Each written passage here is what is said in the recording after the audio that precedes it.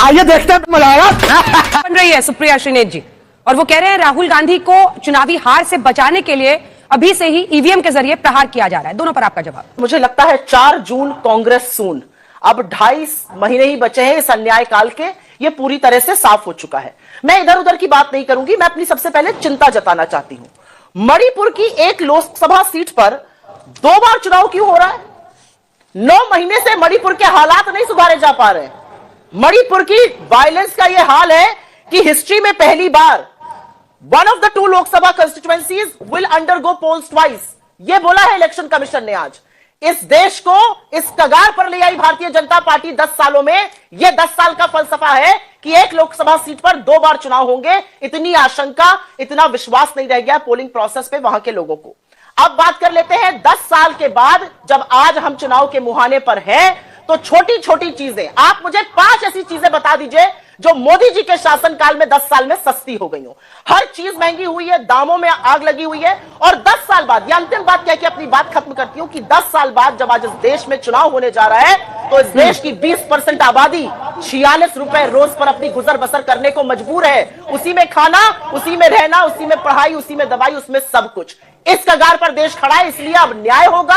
न्याय युवाओं के साथ होगा, किसानों के साथ होगा, श्रमिकों के साथ होगा, नारी के साथ होगा, और हिस्सेदारी का न्याय होगा, क्योंकि अन्याय का ये जो काल 10 साल का था, इसका अंत होने जा रहा है। देश को छोटा सा जवाब शहजाद जी, छोटा सा जवाब। वो कह रही है 4 जून कांग्रेस सून, छोटा सा जवाब। नहीं, नारे गढ़ने के लिए अगर इनको अवार्ड मिलता तो गरीबी हटाओ का नारा भी गढ़ा था, परंतु नीति लाने का काम हम करते हैं, नारे गढ़ने का काम ये करती है। इससे 25 करोड़ गरीबों को हमने गरीबी से हटाया। अब देखिए, मुझे लगा 3 फेज थे मेल्टडाउन के, 4था फेज भी आ गया। इन्होंने तो इलेक्शन कमीशन को ही घेर लिया। भाई, चुनाव कैसे करवाना है ये मणिपुर में हम नहीं तय करते, ये चुनाव आयोग तय करता है। पर संवैधानिक संस्थाओं के प्रति कंडीशनल कमिटमेंट है इनका। जब संवैधानिक संस्था इनके हिसाब से काम करे तब ठीक है। अब बढ़ते आगे, इन्होंने महंगाई की बात की। देखिए अंजना जी, जिनके शासनकाल में 10% से ऊपर का एवरेज इन्फ्लेशन रेट रहा हो, आज तो इन्होंने 5 आइटम गिनाने के लिए कहा। होलसेल प्राइस इंडेक्स नेगेटिव में है, कंज्यूमर प्राइस इंडेक्स 5.5 से लगातार औसतन नीचे रहा है। मैं आपसे पूछना चाहता हूं, हालांकि अगर आप कहती है महंगाई इतनी ज्यादा है, तो हिमाचल में आपने 6 रुपए डीजल के क्यों बढ़ा दिए? और रोजगार पर अंजना जी 30 सेकंड में उस पर मेहरबानी कर दीजिए, मैं इस पर जवाब देना ही चाहता हूं। आज मैं सुप्रिया जी को पूरा जवाब दूंगा। इन्होंने कहा 2 करोड़ रोजगार का जवाब दीजिए। सुप्रिया जी, 16 करोड़ जो है ईपीएफओ डेटा से ऐड हुआ है, जिसमें ज्यादातर 18 to 25 के एज ग्रुप में, जाकर चेक कर लीजिए, उसमें हम लोग भरते हैं पैसा, तो ये ऐसा वैसा आंकड़ा नहीं हो सकता। 3.1% अनएम्प्लॉयमेंट रेट एनएसओ का डेटा है। आपके चहीते सीएमआई का भी डेटा उठा ले तो 20% अनएम्प्लॉयमेंट। आप बीच में मत बोलिए। राजस्थान में जहां पर आपकी सरकार डिलीट हो गई, और 2% अनएम्प्लॉयमेंट रेट मध्य प्रदेश में था जहां पर हमारी सरकार रिपीट हो गई, पर फिर भी मैं कहता हूं उसको छोड़ दीजिए। धरातल पर देखिए, जो आप 11 किलोमीटर प्रतिदिन बनाती थी हाईवे, आज 37 किलोमीटर बन रहा है। तो कौन काम कर रहा है? रोम के लोग आ रहे हैं क्या? जो 5 मेट्रो थे आज 27 मेट्रो आ गए हैं, तो कौन बना रहा है? 70 एयरपोर्ट बने, कौन बना रहा है? हर तरह का फायदा उठाएगी भारतीय जनता पार्टी, और वही फायदा इन्होंने इलेक्टोरल बॉन्ड से भी उठाया। चंदा दो, धंधा लो, छापा वसूली, यही किया है। दुनिया का सबसे बड़ा extortion racket Bharatiya Janata party की सरकार ने चलाया। इसी रैकेट से एक प्रश्न इसलिए उठता है क्योंकि इसी रैकेट, जिसे आप रैकेट कह रही हैं, इसी रैकेट से तमाम पार्टियों ने पैसे लिए हैं। तमाम पार्टियों ने पैसे लिए। अगर ये रैकेट ही है, तो जो क्षेत्रीय दल राज्यों में सरकार चला रही है, एक सेकंड, राज्यों में सरकार चला रही है, उनको भी फायदा हुआ होगा। लेकिन सेकंड राउंड में इसका जवाब दीजिएगा, क्योंकि शहजाद जी को एक बार जवाब देना चाह रहे हैं, उनको मौका मिलना चाहिए। मुझे जवाब पूरा मिलना। रुकिए, आप रुकिए, सुप्रिया जी रुकिए, सुप्रिया जी रुकिए, नहीं आपको रुकना पड़ेगा, आपको रुकना पड़ेगा। कोई भाग नहीं रहा है। मैं आपको बार बार कह रही हूँ, बेवजह के शब्दों का इस्तेमाल मत कीजिए। मैं सिर्फ ये कह रही हूँ कि आपने लगातार बोला है, अब उनका मौका है, उनको जवाब दे दीजिए। कोई भाग नहीं रहा है, ये मेरा शो है, मैं कहां भागूंगी? भागेगा कोई प्रवक्ता? शो पे बोल रही हूँ। चलिए ठीक है, रुकिए प्लीज। जवाब आप देने नहीं, जवाब देने दीजिए ना। साथ एक्यूजेशंस मत लगाया कीजिए, बहुत गंदी आदत है। आपने आप भाग रही है, वो बेवकूफ है, वो वाहियात है, मत ऐसे शब्दों का इस्तेमाल कीजिए। मैं आपसे रिक्वेस्ट कर रही हूँ, बहुत हम्बली कर रही हूँ। पूरा जितना नाराज होना होता है। सारा लिखा है अंजना जी, मैं नहीं भाग। जिसको देखो वही मीडिया को इंटिमिडेट करने की कोशिश करता है। सवाल तो पूछूंगी ना। अतुल भाई देखिए, अजय आलोक कह रहे हैं कि आपकी स्थिति बेहद खराब है, इसीलिए आप ज्यादा फंसे। ये इतने स्ट्रांग, इतने बड़े मजबूत दल हैं कि आराम से छोटे दलों को मना लेंगे, कोई दिक्कत नहीं आएगी। हाँ, इसीलिए छोड़ के चले गए लात मारकर। इनकी संस्कृति ऐसी है कि इनको शब्दों का लहजा, भाषा का एक जो सौंदर्य है वो छोड़कर चौराहे पर खड़े होकर गुंडों की तरह बात करने की इनकी आदत है। तो इनको मैं भी दिखाता हूं, मैं भी कितना बड़ा गुंडा हूं। सबसे पहले तो नेशनल टीवी पे खुद अपने आप को सबसे बड़ा गुंडा डिक्लेयर करने के लिए इनको बधाई अतुल जी को। लेकिन एक सच्चाई तो है ना, शुक्रिया। सामने वाला गुंडा है, जिस पार्टी को पूरे देश ने लात मार, जिस पार्टी, जी जी जी जी जी जी, अब आपने डिक्लेयर किया, सुनिए थोड़ा, मैंने कुछ नहीं बोला आपको। जिस पार्टी को पूरे देश ने लात मारी हो, उसको कोई लात मारे चाहे नहीं मारे क्या फर्क पड़ता है? देखिए गुंडागर्दी की भाषा देखिए। 404 से 44 की लात पड़ी, तब भी आप नहीं सुधरे।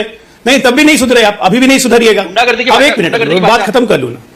70 साल आपने लालू क्या? लालू 70 लालू साल जी को तो बीमारी है, आपको हराया तो ठीक है, 70 लालू जी को तो बीमारी है।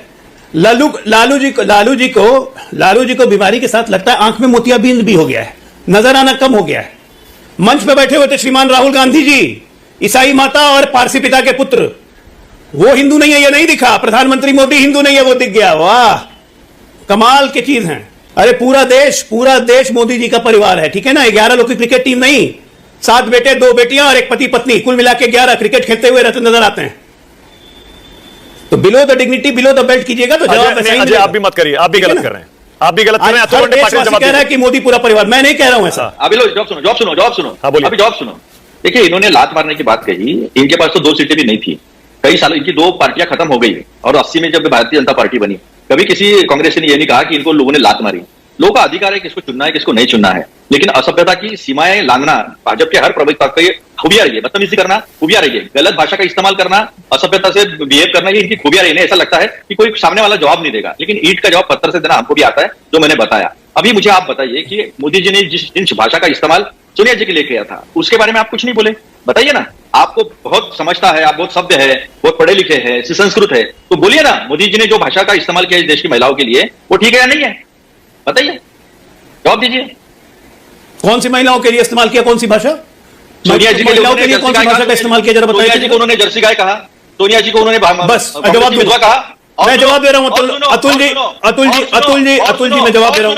और सुनो, शशि थरूर जी की पत्नी को उन्होंने कहा 50 करोड़ की गर्लफ्रेंड। बताइए। मैं जवाब दे रहा हूं, जवाब सुनिएगा आराम से। ऑन रिकॉर्ड मुझे समझ में नहीं आता कितनी बार कांग्रेसियों को बोल चुका हूं, आपके अन्य प्रवक्ताओं को भी बोल चुका हूं, लेकिन मानने को आप लोग तैयार नहीं है। आप लोग जानबूझ के सोनिया गांधी को बेइज्जत करते हैं। प्रधानमंत्री ने कब कहा सोनिया गांधी का नाम लेके कि ये कांग्रेस की विधवा है? कांग्रेस की क्या विधवा नहीं? आप कैसे समझ गए कि वो सोनिया गांधी के लिए बोल रहे हैं? प्रधानमंत्री ने कब कहा जर्सी गाय? एक मिनट बीच में नहीं, जर्सी वाली गाय प्रधानमंत्री ने कब कहा कि सोनिया गांधी है? जो पूरे कांग्रेसियों ने उनको जर्सी वाली गाय बना दिया। यह आप लोग की सोच है, विकृत मानसिकता है, आप लोगों ने बना दिया भाई। हमने तो प्रधानमंत्री ने कभी नाम नहीं लिया, किसी भाजपाई ने कभी नाम नहीं लिया। अंदर से आप लोग को जलन है सोनिया गांधी और राहुल गांधी। अच्छा जय श्री राम दोस्तों, वेलकम टू माय डिबेट्स। उम्मीद करता हूं कि डिबेट वीडियो आपको पसंद आई होगी। यह debate video Anjana Kashyap ma'am, BJP के प्रवक्ता शाहजाद पूनावाला और कांग्रेस पार्टी के प्रवक्ता सुप्रिया सुले के बीच थी। इस डिबेट में हमेशा की तरह सुप्रिया सुले ने मोदी जी पर झूठे आरोप लगाए, जिससे अंजना कश्यप और शाहजाद पूनावाला ने हमेशा की तरह उन्हें लाइव डिबेट्स में उनकी औकात दिखा दी।